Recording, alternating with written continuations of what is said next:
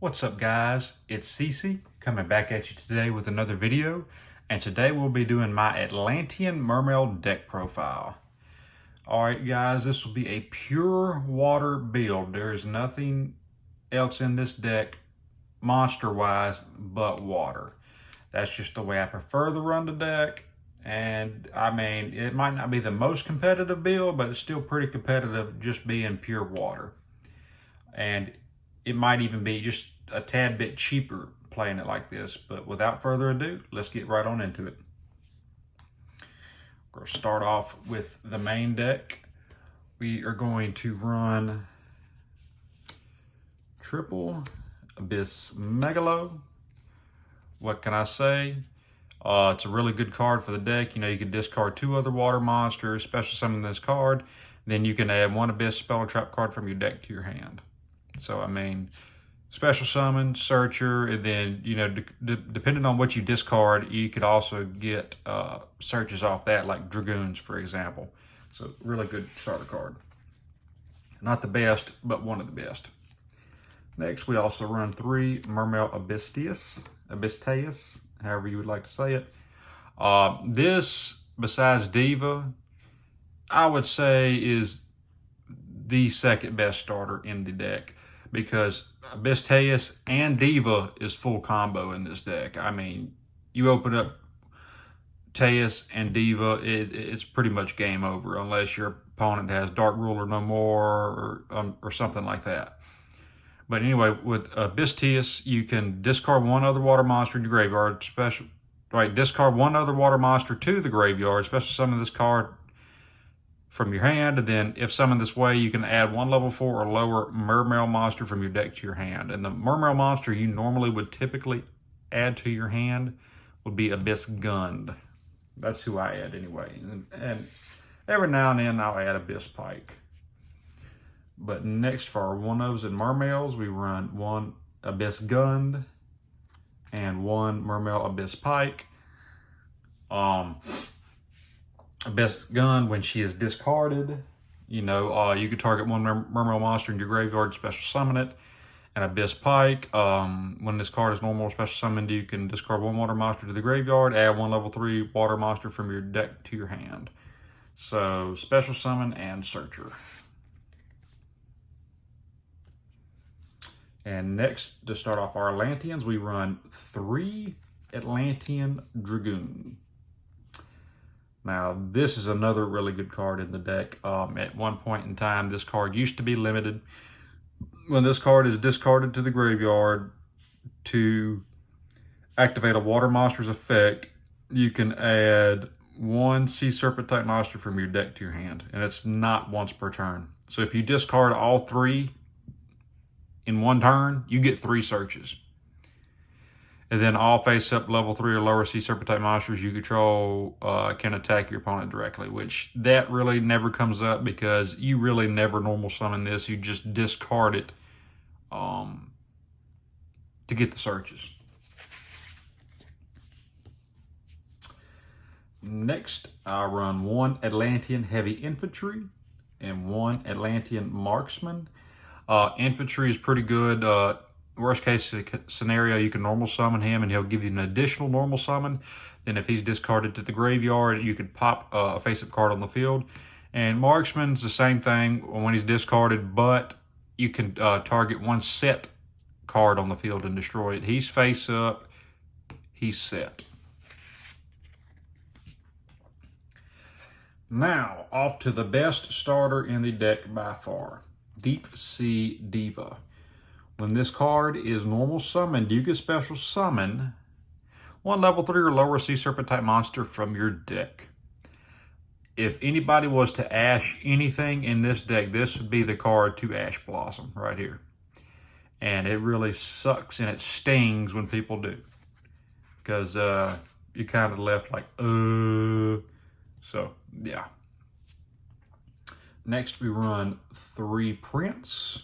Neptibus, the Atlantean Prince, to be more precise. What can I say? You know, another good starter.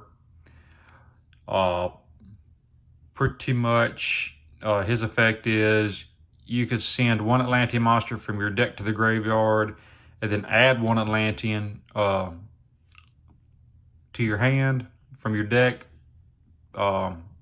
except himself. And then if this card is sent to the graveyard to activate a water monster's effect, you can target one Atlantean monster in your graveyard and special summon it. So, really good monster to have in the deck. And next for our tuners, I run one Fishborg launcher. I did for a long time run this at 2 of. It's a really good one to run at 2 of, but you can summon this off Crystron, Halqifibrax, synchro it away, and then bring it right back. I know Crystron Halqifibrax's effect is you can't activate that card's effects for the rest of that turn. Well, yeah, that might be this card's effect, but it's not an activated effect. It's his summoning condition. So you can synchro him away and bring him right back. And then, he'll be banished after he leaves the field again. So another really good card. Another good tuner to run in the deck would be Lapis Dragon. I currently don't have one. If I did have one, instead of running 2 Fishborg launcher, I'd run the 1 Fishborg and the 1 Lapis Dragon. Next for our Chode package, I run 3 Swap Frog. If you open up this and nothing else, it's not the end of the world. It's not as good as it is in Paleozoic Frog, but it's still a pretty good engine. Excuse me. Still a pretty good engine to run in this deck. You can special summon this card from your hand by discarding one other water monster. Then when this card is summoned, you can send one level 2 or lower aqua monster from your deck or face-up field to the graveyard. And normally the monster we will be sending is Ronin Tonin. And then this card becomes Death Frog while on the field or graveyard. And if this card is in your graveyard, you can banish 1 frog monster and special summon it. So let's say you summon swap, send this to the graveyard, and then you happen to have another swap in the graveyard. You could banish the swap in your graveyard, special summon this out, and then overlay in the Toad. So, and Swap Frog's other effect is you can return, is it himself? I do believe it's himself. Oh, it says return 1 monster you control to the hand. Okay. I thought it was himself, but it'll be all right. You could target 1 monster you control, return it to the hand, and if you do, you can normal summon another monster that turn. Next, I run 2 Gamma Seal. Kind of self-explanatory. There's some things that this deck cannot deal with, and one of them is Dragoons. And this is an easy out to Dragoons. Plain and simple. A kaiju a lot of times fixes most things. It don't fix everything, it fixes most things. And then I run the 1 Mulinglacia. If you have 5 water monsters in your graveyard, you can special summon this card. And if you do, you can rip 2 random cards out of your opponent's hand. So if this is the only hand rip you do, your opponent goes second, your opponent starts out with 4 cards with their draw instead of 6 with their draw. And then if this card would leave the field, you skip your next battle phase. And for our hand traps, I run Ghost, Sister, and Spooky Dogwood. It's the water hand trap. That's why I run it. It's a pretty good card. It's not the best hand trap, but it is a really good card. During either player's turn, you can pitch it to the graveyard, and then anytime your opponent would special summon an effect monster, you gain life points equal to that effect monster's attack. So if your opponent special summoned a Blue Eyes Alternative Dragon, you would gain 3,000 life points, because Alternative White Dragon has 3,000 attack points. So if you're playing a combo heavy deck, this is a really good card to use, because your opponent would just give you a bunch of life points. The only downside to this, though, it gives your opponent a choice, because if they do not special summon any effect monsters, you pretty much lose half your life points. So they're made to have a decision to either give you a bunch of life points or pretty much have your life points. So, yep. Now, off to the spells, I run 2 Deep Sea Aria. It's the searcher for the deck for, level 4 or lower Sea Serpent type monsters. So, it could search our Prince, it could search our Diva, that sort of thing. Next, for our 1-ofs, we run 1 Monster Reborn, 1 Regeki, 1 Moray of Greed, 1 Abyss Scale Kraken, 1 Abyss Scale Mizuchi. And these cards right here, Abyss Scale, Mizuchi, and Kraken, can be searched with Megalo when he's special summoned by his own effect. So, and Mizuchi negates a spell card, and Kraken negates a monster effect. That's why I run them, because they're more negates. And then last but certainly not least, I run 3 traps into the deck, which also is more hand traps, and that's 3 infinite impermanents. So, we'd like to slow our opponent down if we are going second. That's what the Ghost Sister Spooky Dogwood is for. Because even if it don't slow them down, it don't make it to where they want to have our life points, they're going to give us a lot of life points. And that might come in handy when it comes in time in a tournament. Then infinite permanents, negates our monster effects, especially if it's like our Diva, where it's the main combo starter of the deck, it could really hurt. Now off to the extra deck, we run 1 Crystron Halqifibrax. What can I say? This card is retarded. It requires 2 monsters, including a tuner, to link summon it. If this card is special summoned, you could special summon 1 level 3 or lower tuner monster from your hand or deck in defense position, which that would be our Fishborg Launcher. So, really good. And then during your opponent's main phase or battle phase quick effect, you can banish this card you control and special summon 1 tuner synchro monster from your deck. And I'll show you that target that I run in just a minute. Next, I run 2 Miss Starboy. Really good link 2 to run. Gives all your water monsters 500 attack and defense. And it decreases all fire monsters' attack by 400 attack and defense. Then if this card would be destroyed by battle or card effect, I could target 1 water monster in my graveyard to add it to my hand. So that's really good. Next, I'll run 1 Mermail Abysslacia. Like I say, Mermail, link 2. Why not? I really don't use this one this often, but it does come in handy in some instances. But yeah, what more can I say? Next, to start off our synchros, I want run. I do run 1 Trishula, Dragon of the Ice Barrier. This could easily do more hand rips for us. If I do Mulian Glacia and this, that rips a total of 3 cards out of my opponent's hand. That's really good. Next, I run 1 Ravenous Croco Dragon Arceus. You get what I'm saying. Anyway, this card gains 500 attack for each card in my hand. Also, if this card is synchro summoned, I can draw cards equal to the number of non-tuner monsters used for its synchro summon.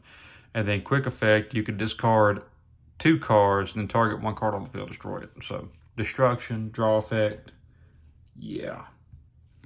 And now we run 1 Adamancipator Risen Dragite, level 8 synchro.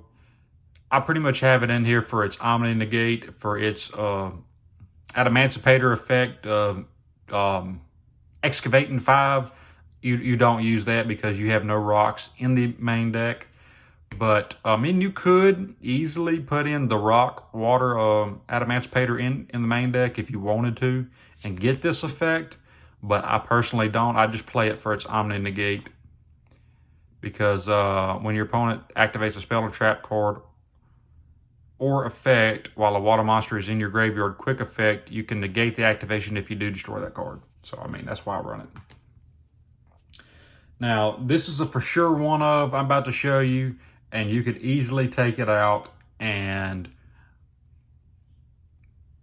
this is a for sure one of that I run at 2. You can easily take out 1, but I run 2 white or a whale. Like I was saying, you could easily take out 1.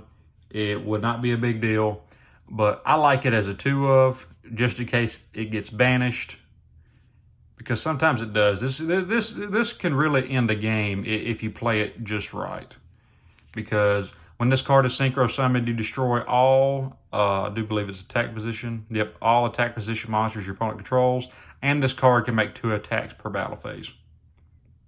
And that's really good. Then if it attacks a defense position monster, it inflicts piercing battle damage.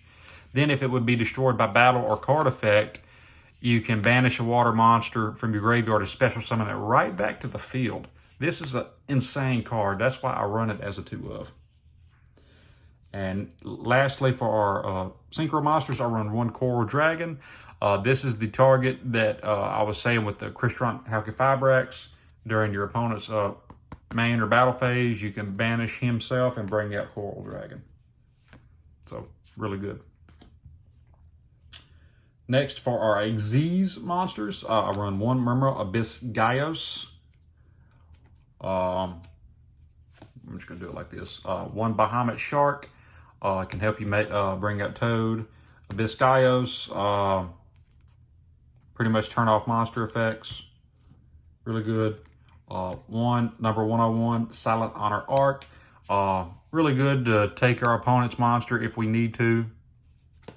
And then 1 Totally Awesome. Totally awesome.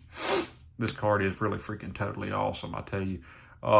Being able to negate something and take the card that you negate. So if your opponent activates Regeki, you can activate this card's effect to negate that Regeki and set it to your side of the field so you can use your opponent's Regeki against him. That is a really freaking good card, fellas. All right. That has been it for the deck profile. I hope y'all enjoyed. I know this deck profile is a little bit longer than the rest of mine, but I kind of went into more detail of cards, how they work. And so I'm just trying some different things out to see how y'all like it. I know the last deck profiles, I kind of just went over the card list and really didn't go into detail with most of the cards like I did this deck. Y'all let me know in the comments down below what y'all would like to see from now on. If y'all would just like to see the deck list like I've done before, or would y'all like to see deck profiles like this where I actually go in depth with each card and tell y'all what it does and kind of why I run it. Well, that's been it for the deck profile. I hope y'all enjoyed. And please leave a like, comment, and subscribe. And I will see you guys next time.